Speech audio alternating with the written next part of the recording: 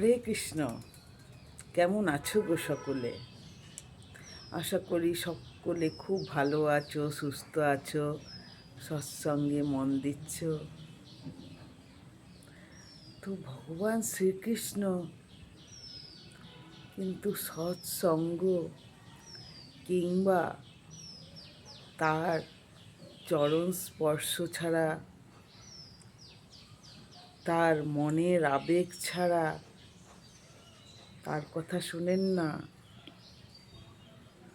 মা যখন বলেছিলেন রাধা সঙ্গ ছেড়ে দাও, রাধার সাথে বিয়ে করতে হবে না, উনি কিন্তু এক কথায় ছেড়ে দিয়েছিলেন।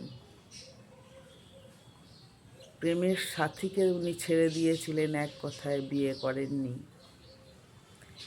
তেমনি তুমি যদি তার কথা মতন কাজ না করো,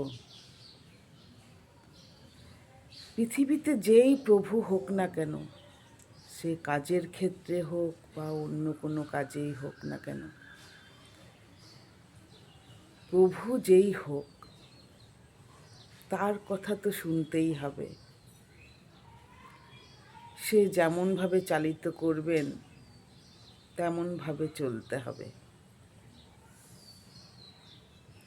তো এত সুন্দর একটা শ্রীকৃষ্ণের কথায় মা কিন্তু বলেননি। মা যখন ঝগড়া হয়েছিল বর্ষানাতে, তখন মা কিন্তু ছেড়ে দিতে বলেছিলেন, শ্রী রাধিকার কথা ভুলে যেতে বলেছিলেন। এক কথায় উনি ছেড়ে দিয়েছিলেন। কিন্তু আজ চারটি পদ্ম ফুলের জন্য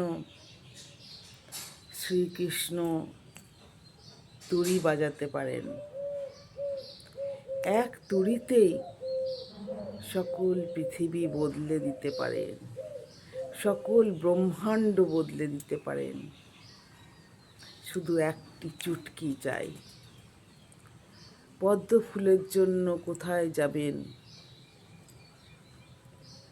তখন তৈরি হলো শ্রীকৃষ্ণের অঝরে ঘাম। ঘামের এক চুটকিতে চলে এলো একটি সরোবর। এত জল হলো সরোবরে যে সেখানে পদ্ম ফুটতে লাগলো। এই শ্রীকৃষ্ণের কথা যতই বলা যায় যেন কম পড়ে যায়।